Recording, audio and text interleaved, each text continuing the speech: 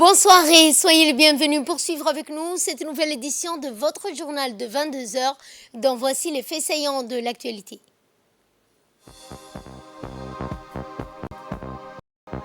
Le chef de l'État Ismaël Omar Guelleh a reçu aujourd'hui le président de la Guinée-Bissau pour une visite officielle à Djibouti.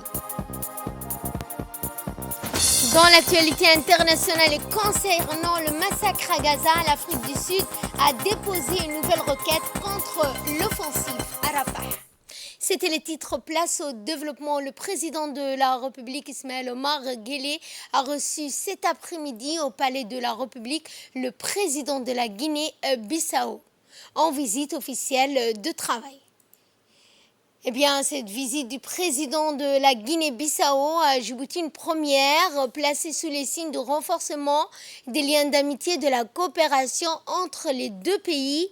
Eh bien, la Guinée-Bissau, nichée sur la côte atlantique de l'Afrique de l'Ouest, occupe une place stratégique dans la région.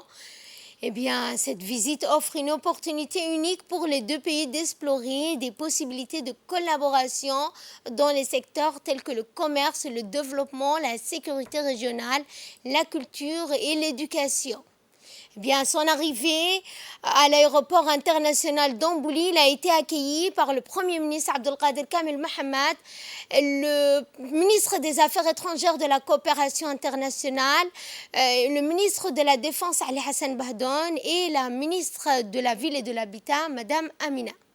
À son arrivée au Palais de la République, bien, il a été accueilli par un an avant donc son arrivée, une visite. Eh bien, les officiels ont eu un entretien à l'aéroport international d'Ambouli, où ils ont discuté d'emblée des sujets qui seront abordés avec le chef de l'État, mais aussi les relations entre les deux pays, relations bilatérales, fraternelles et chaleureuses.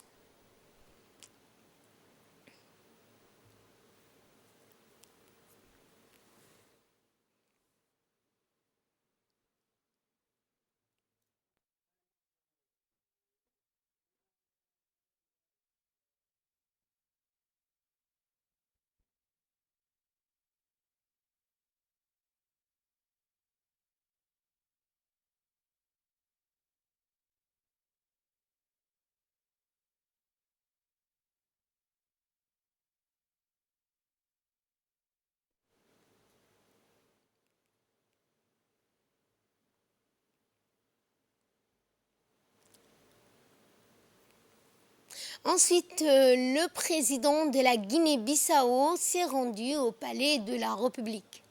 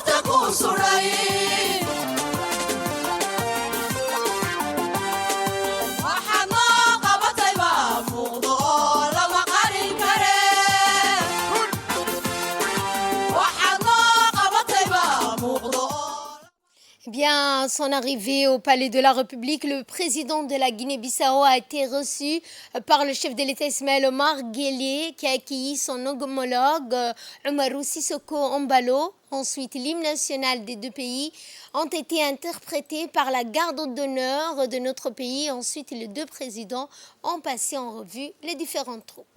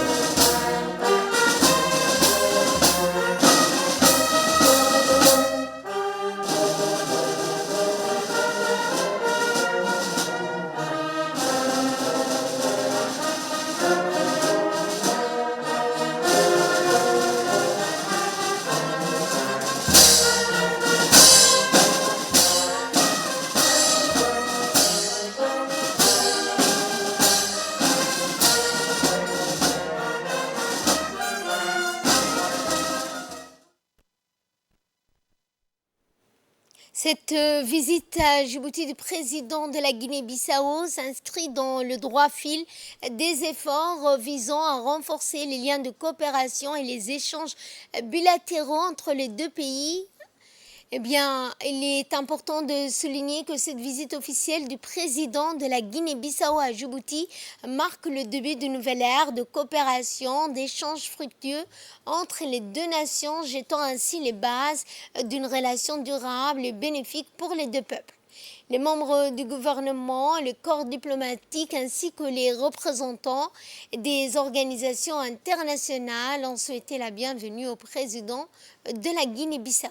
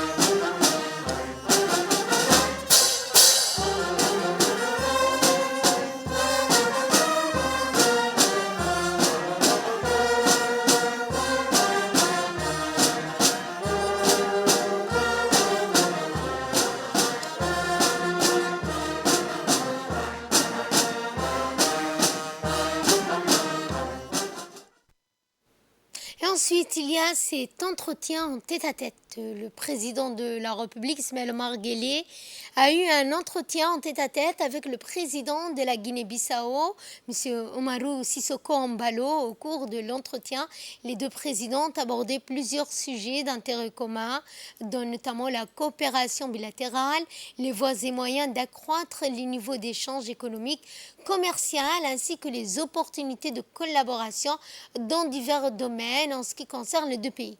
Ce premier entretien en tête-à-tête a permis aux deux présidents d'explorer des moyens pour renforcer les liens entre Djibouti et la Guinée-Bissau. Cette rencontre témoigne de l'engagement des deux dirigeants pour créer un lien durable de coopération, d'échange, de partenariat entre Djibouti et la Guinée-Bissau qui ouvre bien la voie à une collaboration renforcée, mutuelle, bénéfique dans les années à venir.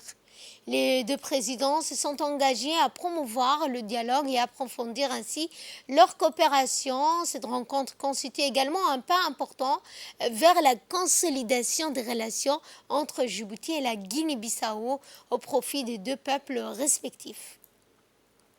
Le président de la République, Ismaël Omar Guelleh, a ensuite eu une réunion bilatérale avec son homologue, le président de la Guinée-Bissau, afin d'approfondir davantage les relations entre les deux pays. Au cours de cette audience, le président de la République, son homologue de la Guinée-Bissau, se sont mutuellement réitéré leur volonté respective d'œuvrer toujours au renforcement du niveau d'échange, de collaboration entre les deux pays et les deux peuples.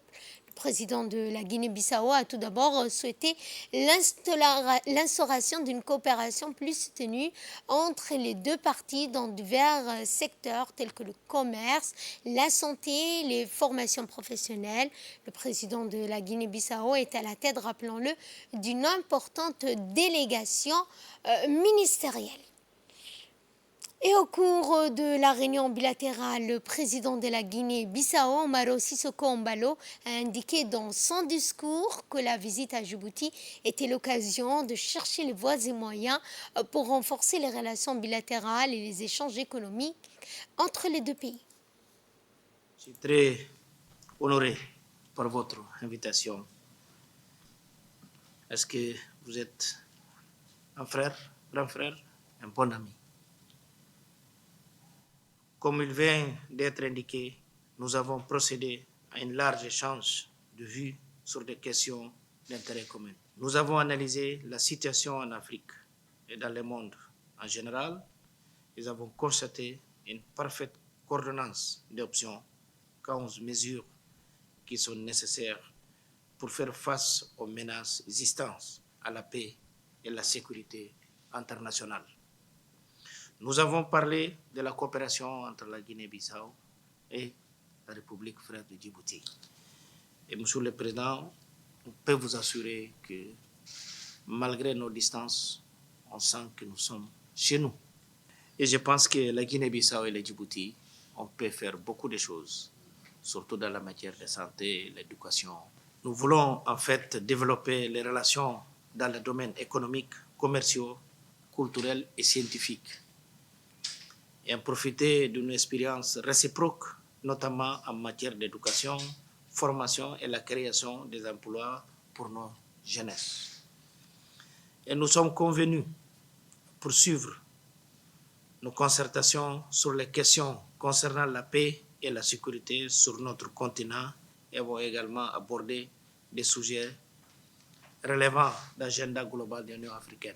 Aujourd'hui, qu'on puisse concerter les positions, parce que c'est comme ça qu'on peut montrer la solidarité, la fraternité qui existe entre nos deux peuples. Et je suis le premier président de la Guinée-Bissau à faire cette visite historique pour nous. Et on vous attend prochainement aussi pour faire une visite d'État en Guinée-Bissau. Vous, en tant que doyen, quand votre temps vous le permettrez et vous souhaiterez venir chez nous, on va vous recevoir avec nos modesties, Monsieur le Président.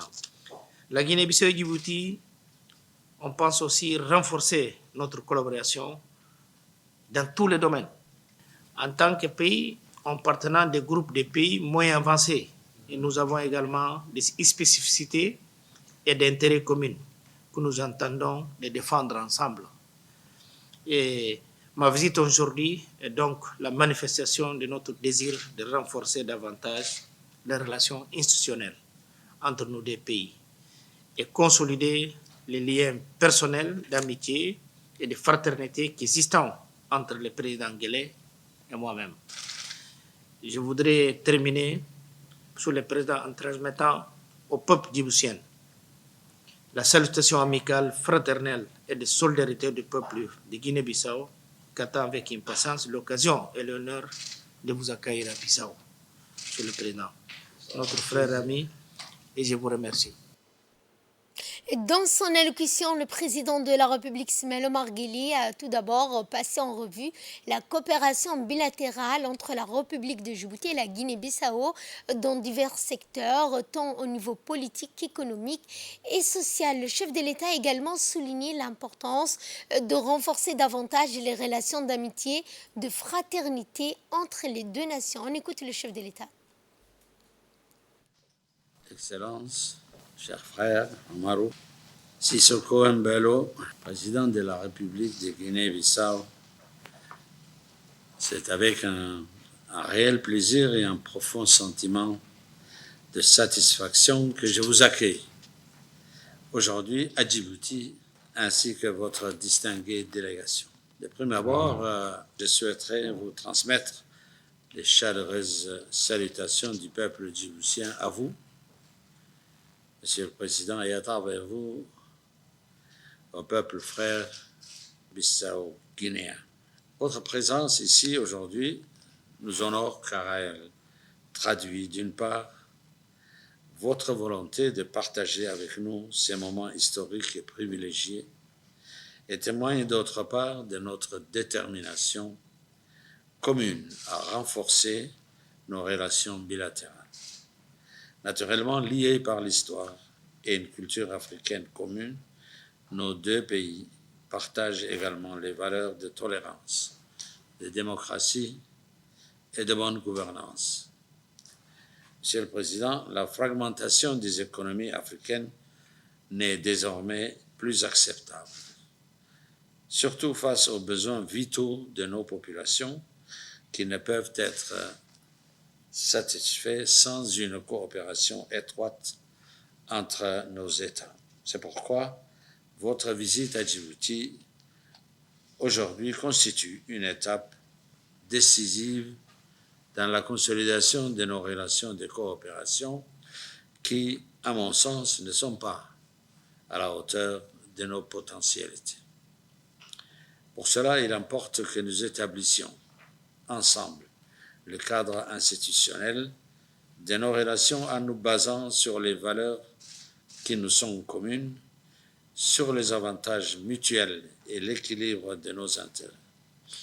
Ces discussions nous permettront, en effet, de définir et d'explorer les voies et moyens afin de rendre effectif le principe de coopération, d'intégration et d'entraide, notamment dans la mutualisation de nos ressources, de nos compétences et de nos expériences.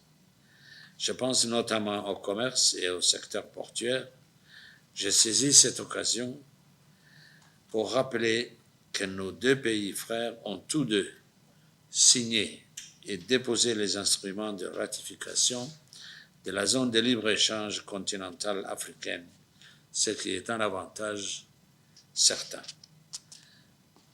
Monsieur le Président, chers frères, nous constatons aujourd'hui que le monde traverse des crises multiples et capable de bouleverser les acquis de développement. Le continent africain, qui, ces dernières années, profitait des retombées de sa forte croissance économique, a connu un ralentissement comme le reste du monde à cause du Covid et de la crise russo-ukrainienne. À cela s'ajoutent les effets désastreux du changement climatique auquel sont confrontés les pays côtiers tels que Djibouti et la Guinée-Bissau. C'est pourquoi il est essentiel que nous consolidions notre collaboration dans tous les secteurs afin de pouvoir faire face à ces chocs exogènes. Ainsi, j'appelle les responsables de nos deux pays à œuvrer davantage et d'approfondir leurs échanges en vue d'un partenariat prospère et mieux adapté aux potentialités de nos deux pays frères. En conclusion, permettez-moi de réitérer notre ferme détermination à renforcer davantage nos relations d'amitié et de coopération. Je suis persuadé qu'ensemble, nous saurons traduire cette amitié entre nos deux pays, ainsi que cette volonté de nos deux républiques de se rapprocher davantage en actions mutuellement fructueuses. Je vous remercie. Et profitons de cette visite officielle du président de la Guinée-Bissau à Djibouti.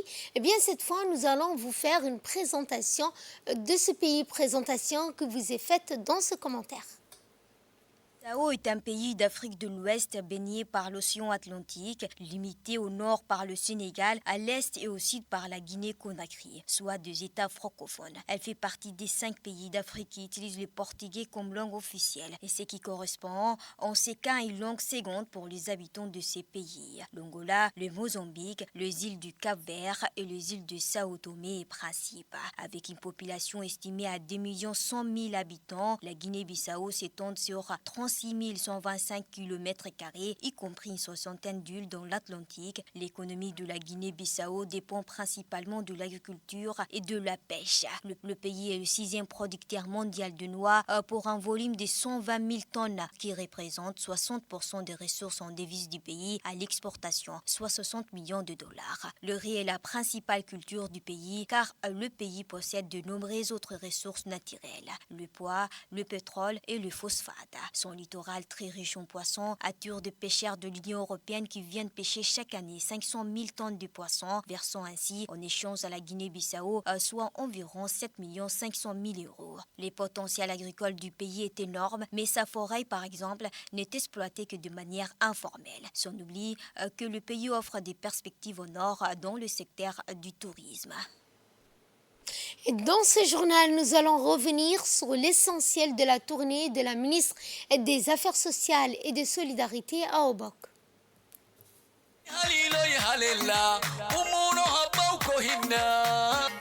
Donc, comme on l'avait fait pour les régions sud, depuis donc, notre départ d'Arta, nous avons fait cap sur le nord et en premier lieu à Obok, dans la région d'Obok, à Hayou.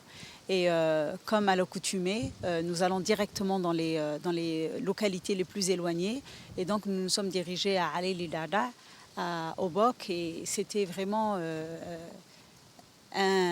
pour arriver, c'était assez fastidieux à cause de la route. Inch'Allah, il y aura donc nouvellement la route pour Ali Dada. Toute la communauté était très très contente. Nous avons reçu avec vraiment ferveur et nous étions toujours contents en tout cas d'être reçus de la sorte, parce que nous représentons donc le gouvernement qui a à sa tête le président de la République, qu'ils ont élu, qu'ils ont choisi, et c'était vraiment un accueil vraiment royal. Je remercie vraiment les habitants de la localité de Ali Dada, de la sous-préfecture de Ali Dada en général. Donc comme à l'accoutumée, nous nous sommes assis avec la communauté, nous avons récolté leurs doléances, nous avons également essayé de voir et sonder un peu la population et les uqal et les femmes par rapport à tous les projets de lutte contre la pauvreté que le ministère des Affaires sociales et des Solidarités mène dans la sous-préfecture de Ali Dada. Et pour être tout à fait honnête, il n'y a pas eu beaucoup d'infrastructures sociales de base là-bas. Et donc là, cette fois-ci, nous allons mettre vraiment le focus sur Ali Dada dans notre nouveau projet, Inch'Allah. Et nous avons promis beaucoup de choses à la communauté. Nous espérons les réaliser courant 2024, Inch'Allah, bi'Iznillah. Puis après, donc, à Ali Dada, on a visité également à l'intérieur de Ali Dada des récoltes. On a vu que c'était vraiment des parimètres agricoles. C'est ce qui était agréablement, pour nous, c'était agréable de voir qu'il y a vraiment des périmètres agricoles, parce que ça leur permet, nous aussi, ça nous permet de soutenir leur activité génératrice de revenus. Puis après, nous sommes partis à Wadi. Donc Wadi, la nouvelle sous-préfecture, la toute nouvelle sous-préfecture créée de la région de Hayou. Même chose, nous nous sommes assis avec la communauté, récolté leurs doléances, et c'était également quelque chose d'incroyable. On a été bien reçus. la sous-préfecture de Wadi avait bénéficié d'infrastructures sociales de base qui ont été financées par le ministère des Affaires sociales et des Solidarités et exécutées par son agence d'exécution qui est la DDS. La communauté était très contente. Nous avons même inauguré un local. Et voilà. Puis après, on est retourné dans la ville de Hayou.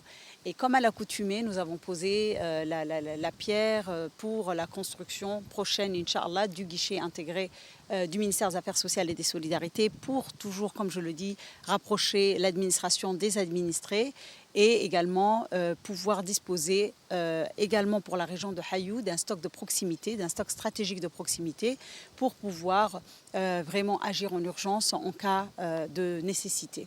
Puis, donc, après la pose de la première pierre, nous nous sommes dirigés donc, au conseil régional. Donc, c'est vraiment les étapes qui ont été déjà planifiées dans toutes nos tournées. Et nous nous sommes rencontrés donc, avec les élus régionaux de la région d'Obok, mais également avec les femmes pour les ramassages d'ordures. Comme cette année, nous avons fait le focus sur la propreté des villes et de nos chefs-lieux. Donc, nous avons remis 2 chèques, un chèque pour le conseil régional d'un montant de 5 millions et un chèque de 1 800 000 francs pour les femmes coopératives qui travaillent dans le ramassage d'ordures et la propreté de la ville de Hayou.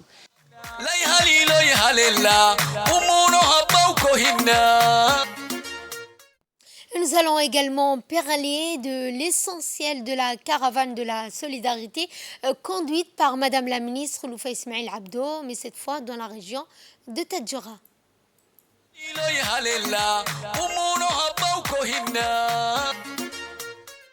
Nous avons fait cap sur la dernière région qui est la ville blanche, la région de Tadjoura. Et c'était vraiment la dernière étape de notre caravane de la solidarité. Nous avons tout de suite, dès le lendemain, nous sommes partis donc dans la grande région de Waima et nous avons rencontré les 3 localités, Adeilou sous-préfecture, Girori et Dafeneitou. Et c'est la même chose, comme vous avez dû le voir dans les images, c'était vraiment quelque chose de grandiose. L'accueil était à la hauteur même plus qu'à la hauteur de nos espérances. En tout cas, ça fait chaud au cœur et ça nous permet de nous motiver d'aller encore plus loin. La même chose, nous avons observé vraiment des communautés bien organisées, des communautés qui sont déjà à la base organisent leur solidarité et ça c'est quelque chose également d'incroyable. Donc le ministère des Affaires sociales, ça lui a permis également d'annoncer cette nouvelle vision d'autonomisation et de sortie de l'assistanat. Ça a été très très bien reçu. Il y a quelque chose qui m'a également marqué là-bas, c'est qu'ils ont demandé également, et c'est la première fois que je vois ce genre de sollicitation, c'est des logements sociaux, comme Hodan à Djibouti, c'est-à-dire c'est pas pour donner, mais qu'ils étaient prêts à louer. Ça, c'était, voilà, c'est tous les jours on découvre avec le milieu rural, avec les communautés, des doléances sociales et qui sont assez particulières, mais qui sont très très intéressantes et très importantes pour la communauté parce ils font face de temps en temps à des dangers comme les reptiles, etc. Ils ont demandé ça. Et donc quand on a fait donc Girori, Dafeneitou et Adeilou, on a également inauguré dans le chef-lieu de Adeilou un centre communautaire réalisé par la DDS, financé donc par le projet du MAS et la Banque mondiale. La communauté était très contente. Bien sûr, ils ont sollicité également d'autres infrastructures sociales que nous avons accepté, Inch'Allah, de financer. Et nous comptons également la même chose qu'à Obok de les réaliser courant 2024, bi'iznillah. Puis par la suite, donc, nous sommes revenus sur Tadjoura, où nous avons fait donc, la pose de première pierre également de notre hangar de proximité et d'une réunion avec notre guichet intégré bien sûr pour également que la population de Tadjoura puisse bénéficier des mêmes avantages que les 5 régions que j'avais citées auparavant et avoir leur propre antenne du ministère des Affaires sociales dans leur propre région. Et comme ça, les doléances, elles seront entendues beaucoup plus rapidement et nous allons exécuter plus efficacement et plus rapidement. Puis par la suite, nous avons fait donc cap sur la dernière, et c'était la région de Clôture, la localité de Clôture, et c'était à Sagalou. Et comme vous avez dû le filmer hier, c'est une localité vraiment extraordinairement belle parce qu'elle est côtière et elle a beaucoup de potentiel en tourisme. Donc nous avons vraiment parlé à cette communauté de leur potentiel, de leur potentialité économique et que nous allons les soutenir puisque c'était la vision du chef de l'État de rendre Djibouti plus attractif et chacun avec sa spécificité, chaque région avec sa spécificité. Et je pense que là, on a trouvé un créneau pour Sagalou pour vraiment améliorer et développer leur activité génératrice de revenus, surtout sur le côte et d'ailleurs qu'elle est située également sur le corridor. Donc là-bas, le point marquant de cette clôture qu'on n'avait pas vu auparavant, c'était vraiment l'inclusion et la détermination de la jeunesse de Sagalou dans le développement de la région. C'est d'ailleurs eux qui ont bien parlé, qui ont beaucoup parlé. Ils ont, je pense, dépassé même le temps de parole des Uqal et c'était vraiment magnifique parce que là, on se rend compte qu'on a une jeunesse vive, on a une jeunesse intelligente et on a une jeunesse qui va prendre le relais et qui est vraiment attachée à son pays, qui est vraiment attachée à l'unité et vraiment attachée à sa terre. Et ça nous a vraiment fait plaisir et nous avons promis donc de soutenir cette jeunesse. Et avec mes collègues également, membres du gouvernement, nous allons faire le nécessaire pour que toutes ces doléances sociales puissent être réalisées, bi'iznillah, parce que le chef de l'État nous donne vraiment toutes les cartes en main pour que nous puissions exécuter sa politique sociale au meilleur, la plus efficace, la plus rapide et la plus efficiente possible.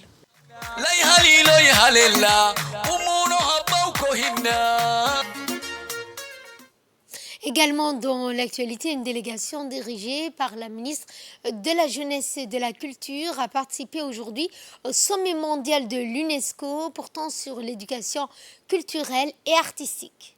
Cette conférence qui a eu lieu à Abu Dhabi, la capitale des Émirats arabes unis, a rassemblé les ministres de l'éducation, les ministres de la culture du monde entier afin d'adopter un cadre inclusif et global sur l'éducation culturelle et artistique comme pilier fondamental du développement humain et de la transmission des diversités et richesses culturelles, patrimoine et art local des uns et des autres dans le partage et le respect mutuel. Après la séance d'ouverture officielle, le premier atelier ministériel du sommet a porté sur la thématique essentielle, l'accès équitable à l'éducation culturelle et artistique. Et bien cette session s'est concentrée sur les actions visant à favoriser et à soutenir l'équité et l'inclusion culturelle au profit de tous. Un atelier de validation du cadre réglementaire sur les data centers et le cloud computing s'est tenu aujourd'hui lundi au Sheraton Hotel. Cet événement présidé par la ministre de l'économie numérique et de l'innovation, Madame Mariam Hamadou, le directeur général de Smart Africa, Lassina Kone, a réuni des experts nationaux et internationaux, des représentants du secteur privé, des partenaires techniques et financiers. L'objectif de cet atelier était de présenter et de valider le projet de cadre réglementaire élaboré par un cabinet spécialisé qui vise à favoriser le développement des data centers et du cloud computing à Djibouti. Ces deux domaines sont considérés comme les piliers de la révolution numérique. À une époque où les données sont devenues le pilier de l'économie mondiale, où le cloud computing est devenu le fondement sur lequel reposent de nombreuses industries et services, en tant que pays en développement, il est de notre devoir de créer un environnement propice à la croissance et à la prospérité. L'émergence de l'informatique en nuage a fondamentalement transformé nos interactions avec la technologie. L'informatique en nuage a permis aux organisations de dépasser les contraintes informatiques conventionnelles en fournissant un accès flexible et disponible via Internet aux ressources informatiques, aux applications et aux services. L'un des principaux obstacles auxquels le continent africain est confronté aujourd'hui est l'absence des réglementations harmonisées sur l'ensemble du continent. Les données ne connaissent pas de frontières et les utilisateurs s'attendent à un accès transparent à leur contenu, quelle que soit leur localisation géographique. Cela représente un défi important pour les investisseurs et les fournisseurs de services dans le domaine des centres de données et du cloud, car ils recherchent la clarité et la cohérence des cadres réglementaires sur le continent pour pouvoir capitaliser sur le continent qui fait 1,4 milliard de population. Et en prenant la parole à cette occasion, la ministre de l'économie numérique et de l'innovation a exprimé sa satisfaction quant au déroulement et aux résultats de la rencontre. Elle a également invité les acteurs concernés à poursuivre le dialogue et la concertation pour assurer la réussite de ce projet stratégique. Les data centers et les cloud computing sont les piliers incontournables de la révolution numérique. Et Djibouti, avec sa position stratégique et son infrastructure robuste des câbles sous-marins, est prêt à tirer pleinement parti de cette opportunité exceptionnelle. Cependant, pour transformer ces potentiels en réalité, il est impératif d'adopter un cadre réglementaire ambitieux et attractif. Nous devons créer un environnement qui non seulement favorise l'innovation, mais qui attire également les investissements nationaux et internationaux. Face aux défis complexes qui jalonnent ce processus, nous devons être audacieux dans nos aspirations. Nous ne visons rien de moins que de faire de Djibouti le hub numérique par excellence de la région. Pour ce faire, nous devons élaborer des directives et des normes qui stimulent la compétitivité tout en garantissant la protection des données et la sécurité des systèmes. En développant un cadre réglementaire solide et adapté, nous jetons les bases d'un écosystème numérique dynamique et prospère, capable d'attirer les investissements, de favoriser l'innovation et de stimuler la croissance économique. Le ministère est déterminé à créer un environnement qui encourage l'essor des entreprises locales tout en favorisant l'intégration de notre économie dans l'économie numérique mondiale. La République de Djibouti est résolument tournée vers le numérique. Nous sommes les porte-étendards du projet continental des data centers et des services cloud, dont les travaux du groupe de travail co-présidé par le ministère se sont récemment achevés. L'objectif d'harmoniser nos législations afin de construire un véritable marché numérique unique demeure l'ambition ultime que nous poursuivons avec les États membres de Smart Africa. Sous le haut patronage du ministère du Budget, le Centre d'application financier a procédé ce matin au Palais du Peuple au lancement d'un atelier de formation intitulé « Les regards croisés sur les expériences des instituts de finances publiques ». L'événement a vu la participation du secrétaire général du ministère du Budget, Simon Mabratou, le directeur général des impôts, le directeur du centre d'application financière et plusieurs autres responsables du ministère du Budget. Les travaux de cet atelier de formation sur les expériences des instituts de finances publiques vont se poursuivre jusqu'à demain. Quelques experts nationaux et internationaux vont également partager leur expérience en matière de finances publiques. Un rôle crucial dans la connectivité régionale et internationale. Dans ce contexte, la gestion prudente et efficace de ces finances publiques revêt une importance capitale. Au cours des dernières années, le gouvernement djiboutien a mis en œuvre des politiques financières visant à stimuler la croissance économique, à réduire la pauvreté et à améliorer les conditions de vie de sa population. Ces politiques ont inclus les investissements dans les infrastructures, l'éducation, la santé et d'autres secteurs clés. C'est dans ce contexte que le gouvernement djiboutien s'est engagé à poursuivre ses efforts visant à renforcer la discipline budgétaire, à diversifier l'économie et à promouvoir la transparence et la bonne gouvernance. C'est pour moi un honneur et un plaisir de vous accueillir aujourd'hui au sein de cet hémicycle pour cet atelier organisé avec le concours inestimable des experts du FMI METAC, dont le thème est « Regards croisés sur les instituts de finances publiques ». Cet atelier sera pour nous l'occasion de parler de nos expériences de formation dispensées au sein du Centre d'application financière, mais également de nous enrichir des systèmes de formation en finances publiques dispensés sous d'autres cieux. Les objectifs de la création du CAF en 2018 étaient d'offrir une formation de qualité en finances publiques sur notre sol au personnel des administrations à vocation économique et financière. Comme décrit dans le décret présidentiel le régissant, les missions des formations assignées au CAF dépassent le seul cadre du ministère du Budget et s'adressent à l'ensemble des acteurs de la gouvernance économique et financière du pays. Et suivant cette fois l'essentiel de l'intervention du secrétaire général du ministère du Budget.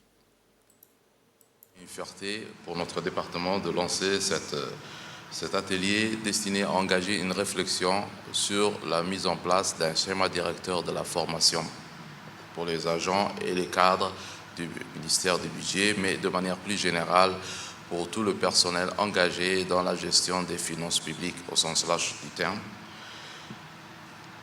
Je tiens à remercier ici l'ensemble des participants présents qui, par votre présence, traduit l'engagement et tout l'intérêt que vous portez à la place de la formation dans la stratégie de réforme. Créé en décembre 2018, le Centre d'application financière, que nous appelons le CAF, et je suis fier de le souligner, a donné lieu à 2 grandes promotions et qui traduit, c'est un excellent exemple de coopération et de mutualisation des efforts consentis avec l'INAP et d'autres structures qui lui ont prêté assistance dans différents domaines. Cela traduit une volonté forte de dispenser sur place tous les programmes de formation nécessaires aux agents appartenant aux différentes administrations du secteur de la gouvernance financière et assure également la formation des nouvelles recrues de l'administration. Le CAF a pour mission de répondre aux besoins du ministère dans la gestion des ressources et des dépenses publiques et se doit de disposer d'agents formés et qualifiés maîtrisant les réglementations et les procédures des finances publiques. L'Agence nationale pour la promotion de la culture a organisé aujourd'hui un atelier sur la politique culturelle en collaboration avec l'organisation arabe pour l'éducation, la culture et les sciences, la LESCO, qui travaille à promouvoir la langue arabe et le développement éducationnel, culturel, scientifique, régional et national. Objectif principal était de renforcer la politique culturelle. Des experts du domaine culturel se sont réunis pour discuter des meilleures stratégies de promotion culturelle et de renforcement des liens entre les nations. Cet atelier a également été une étape importante dans la promotion de la culture grâce à la coopération internationale. Cet atelier a également apporté un soutien précieux à la politique culturelle en offrant un forum sur les acteurs clés afin de discuter et d'échanger. Et à cet effet, je vous propose de suivre le mot du directeur général de l'ANPC, M. Mohamed Hussein Douali. Je vous accueille ce matin au nom de l'Agence nationale pour la promotion de la culture à cet atelier de renforcement des capacités en matière de politique culturelle mis sous l'égide du ministère de la Jeunesse et de la Culture et animé et en collaboration avec l'organisation de la Ligue arabe pour l'éducation, la culture et les sciences. La culture est l'âme de notre société et en tant que responsable de l'ANPC, je suis convaincu que l'approfondissement de nos capacités dans le domaine de politique culturelle est essentiel pour le développement de notre patrimoine. La radio-télévision de Djibouti a célébré hier l'occasion de la journée mondiale de la radio qui coïncide avec le 13 février de chaque année. Présidé par le directeur général de la RTD, Aden Abdijama, en présence de ses proches collaborateurs, dont notamment le directeur adjoint de la radio, Aboubakar Humed, de nombreux administrateurs, journalistes et techniciens de la radio, ainsi que de la coordinatrice de l'UNESCO à Djibouti.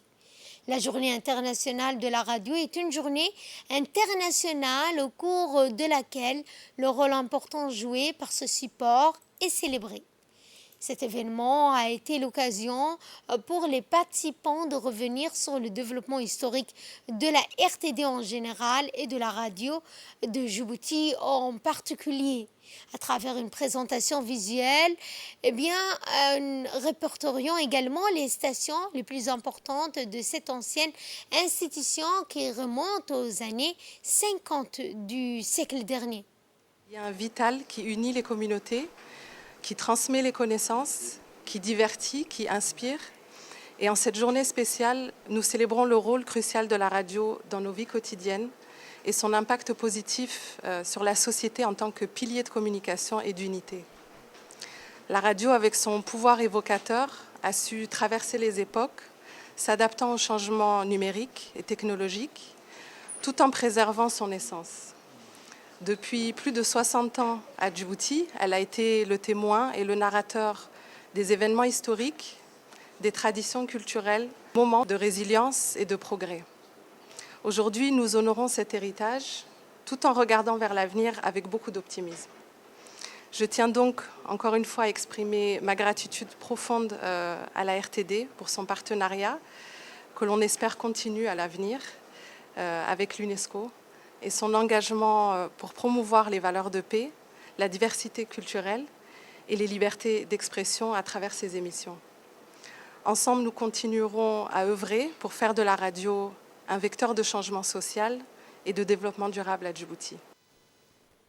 Et je vous propose cette fois de suivre l'intervention du directeur général de la RTD, M. Aden Abdi Jama. Aujourd'hui est marqué pour célébrer la journée par un thème intitulé « La radio, un siècle à informer, éduquer et divertir ». C'est un slogan qui nous permet tous de réfléchir en profondeur et d'apprécier le service loyal de la radio comme un outil médiatique efficace, mais aussi un moyen d'information fiable qui attire nos chers auditeurs et auditrices. Grâce à sa disponibilité, sa polyvalence dans le monde d'hier et aujourd'hui, et son importance pour la construction d'une société informée, éduquée, mais qui est aussi attachée à ses valeurs socioculturelles. Chers collègues, permettez-moi de profiter à cette occasion de présenter mes meilleurs sentiments de reconnaissance et mes gratitudes de remerciement au président de la République, son Excellence Ismaël Omar Guelleh, pour son soutien indéfectible qui nous a permis de relancer les émetteurs des centres de transmission des Doralais pour renforcer la capacité de couverture au niveau des territoires nationaux et aussi dans les pays voisins. Avant de conclure déjà mon propos, j'adresse mes meilleures félicitations à l'ensemble du personnel de la radio, journalistes, animateurs, techniciens et personnel administratif qui se sont mobilisés pour célébrer cette journée, mais aussi accomplir leur mission avec un esprit de dévouement et du professionnalisme afin de connecter nos chers auditeurs et auditrices au programme de la radio. Dans l'actualité également, les chefs d'état-major général des armées, le général de corps armé Zakaria Cheikh Ibrahim a pris part aujourd'hui à la cérémonie d'inauguration du poste frontalier de Galilée, situé à Ali Sabieh, à la frontière avec l'Éthiopie. Cette inauguration marque une étape significative dans le renforcement des infrastructures frontalières, fruit de la vision stratégique du chef de l'État, chef suprême des armées, Ismaël Omar Guelleh, Les installations du poste frontalier de Galilée se distinguent par leur robustesse et leur fonctionnalité. Eh bien, le bâtiment en dur, construit selon les normes modernes de sécurité et de durabilité, offre également un environnement de travail sûr, confortable pour le personnel en service. Avec leur façade imposante et leur aménagement intérieur bien pensé, ces bâtiments incarnent également l'engagement résolu des autorités djiboutiennes à renforcer les infrastructures frontalières pour assurer ainsi une sécurité et une stabilité à partir de cette position.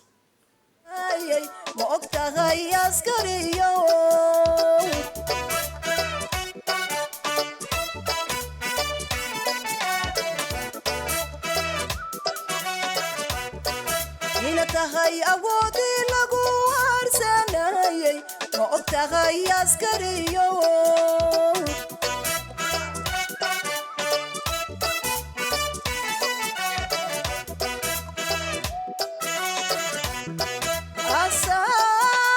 asaaskii nabadiyo abaabulihi guushi ambaqaadki noloshiyo ebadii dagaalkiyo indhihiina tagay ma og tahay askariyo. À son arrivée, le chef d'état-major général des armées a été accueilli avec les honneurs dus à son rang par la troupe d'honneur du bataillon interarmé d'Ali Sabié. La présence notable également du préfet de la région, du président du conseil régional, du chef d'état-major de la défense, du directeur général de la police, ainsi que d'autres personnalités très importantes ont également souligné l'importance accordée à cet événement, tant sur le plan militaire que civil. Dans le cadre de cette visite, le chargé d'affaires de l'ambassade américaine à Djibouti, accompagné de représentants de la coopération militaire américaine, s'est joint aux dignitaires djiboutiens pour célébrer cette étape cruciale de la coopération bilatérale.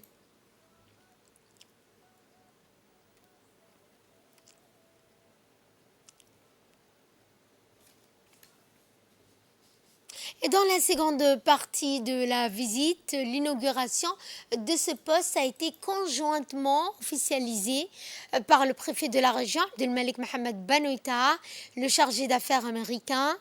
Par la suite, le général des corps armés, Zakaria Cheikh Ibrahim, et le chargé d'affaires américain ont parcouru ensemble les installations rénovées, examinant de près chaque espace et chaque aspect de l'architecture de ces équipements. Cette inspection a permis de mettre en lumière la qualité et la fonctionnalité des infrastructures rénovées.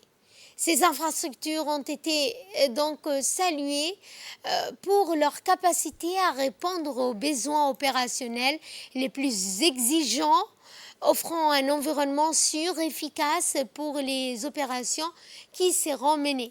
Le SEMGA a également salué les efforts conjoints des équipes djiboutiennes et américaines dans la réalisation de ce projet. Il a également souligné l'importance stratégique de ce poste avancé pour la lutte contre l'immigration clandestine, les trafics illicites et pour la défense dans ce secteur.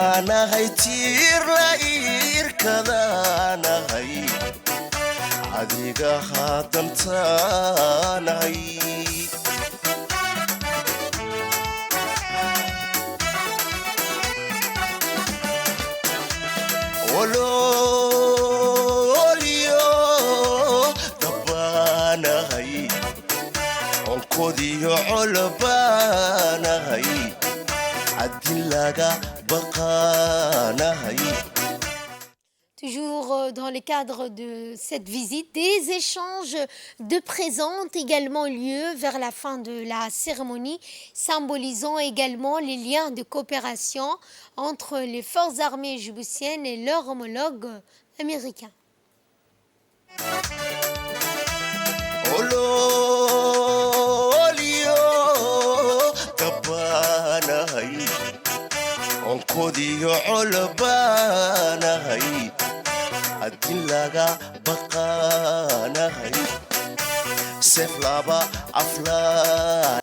Ensuite, une photo de famille a été prise à l'issue de cette visite. Dans le reste de l'actualité, nous allons parler de commerce. Eh bien, ce commerce, et notamment pour parler des agents du ministère du Commerce qui ont fait des contrôles, cette fois à Razdika, pour voir si les prix homologués par le ministère du Commerce sont respectés, surtout l'étendue du territoire, mais aussi à la capitale et surtout à Razdika. Eh bien, les agents du ministère du Commerce ont donc pris d'assaut certains commerces de la commune de Razdika pour voir si les prix homologués par ces commerçants sont donc respectueux des normes que le ministère du Commerce a mis en place pour l'étendue du territoire national, mais aussi pour voir de près si les prix des denrées alimentaires tels que le sucre, le riz, respectent bien ces normes. Dans l'actualité internationale, cette fois, l'Afrique du Sud a déposé une nouvelle requête contre l'offensive à Rafah. Explication. Demander à la Cour internationale de justice de l'ONU d'examiner le projet d'Israël, d'étendre son offensive militaire à Gaza jusqu'à la ville de Rafah et s'oppose si nécessaire à une nouvelle violation de droit. L'Afrique du Sud avait déjà saisi la plus haute juridiction de l'ONU en accusant Israël de génocide à Gaza.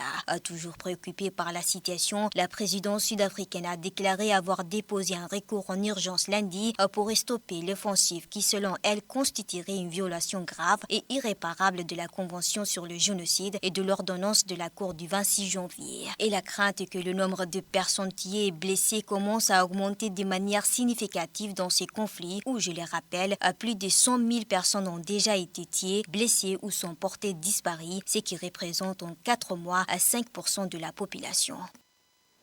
Et c'est sur ce point que ce journal touche à sa fin. Merci de votre fidélité. Excellente soirée à toutes et à tous.